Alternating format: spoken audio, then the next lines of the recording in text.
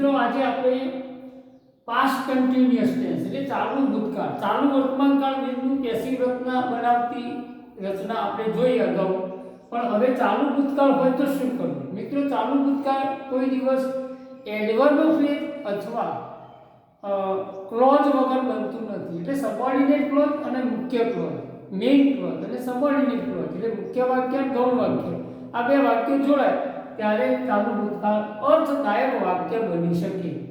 સાદું વાક્ય બનાવી શકાય પણ એડવર્બ ફ્રેઝ બનાવવું એટલે મૂકવું પડે પાછળ. હવે I was writing A letter when he કેમ, જ્યારે તે આવ્યો તો આ સાદો ભૂતકાળ છે, કમનું ભૂતકાળ છે. જ્યારે તે આવ્યો ત્યારે હું પત્ર લખી રહ્યો હતો. મારી પત્ર લખવાની ક્રિયા ચાલુ હતી. હવે ચાલુ ભૂતકાળ બનાવવું હોય તો કેવી રીતે બને? તો વોઝ પ્લસ રાઇટિંગ મુખ્ય ક્રિયાપદ આઈએનજી લગાવવાનું. ટુ બી નું ભૂતકાળનું રૂપ મૂકવાનું વોઝ અથવા વેન, મુખ્ય ક્રિયાપદ આઈએનજી લગાવવાનું.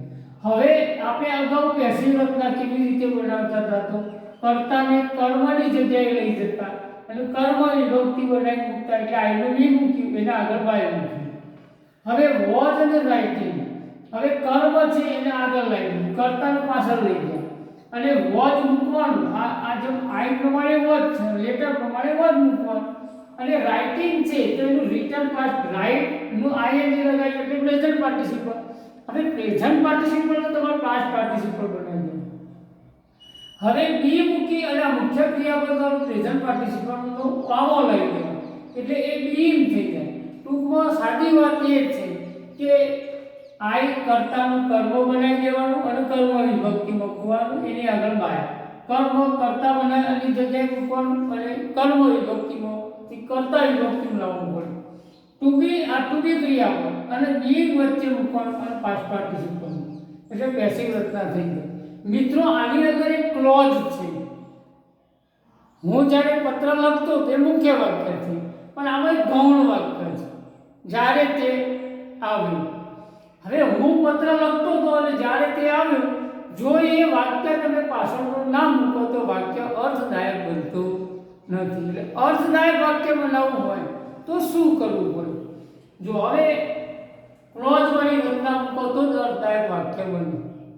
હવે ત્યારે માહિતી વાળી વાક્ય રચના, વેન ધે કેમ વી વેર પ્લેઇંગ ક્રિકેટ, જ્યારે તેઓ આવ્યા અમે ક્રિકેટ રમી રહ્યા હતા. અમે ક્રિકેટ રમી રહ્યા હતા એ ક્રિયા એ વખતે ચાલુ હતી જે ચાલુ ભૂતકાળમાં મુકાય. એ આવ્યા, તેઓ આવ્યા, તો વેન ધે કેમ એ તો તમારે લખી જ દેવાનું, એનું પેસિવ બનાવવાની જરૂર નહીં. ક્રિકેટ, હવે કર્મ શું છે? ક્રિકેટ છે તો ક્રિકેટ આગળ મૂકો. વેર, જો વી પ્રમાણે વેર આવે, ક્રિકેટ પ્રમાણે વોઝ આવે, એટલે બે એક જ કહેવાય, અર્થમાં કોઈ ફેર ના હોય. પણ તમારે ક્રિકેટ ઈટ કહેવાય એટલે ત્રીજો પુરુષ એક વખત એટલે વોઝ મૂકવું પડે. પ્લેઇંગ નું પ્લેઇંગ કરી દેવું પડે પાસ્ટ પાર્ટિસિપલ. અને ચાલુ વર્તમાન પ્રેઝન્ટ પાર્ટિસિપલ બી મૂકી અને આઈએનજી આવો એટલે પ્રેઝન્ટ પાર્ટિસિપલ બી કરી દેવાનું. એટલે આ રીતે પેસિવ રચના બનાવી શકાય. અને બીનું બાય અસ થઈ જાય એટલે કર્મ વિભક્તિમાં આવે એટલે બીનું અસ થઈ જાય.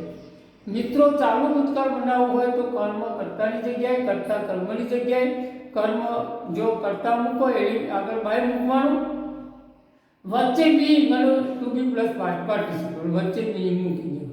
ટૂંકમાં બી મૂકવાથી વાક્ય રચનાને પેસિવ બનાવી શકાય છે. આ ચાલુ ભૂતકાળનું પેસિવ છે.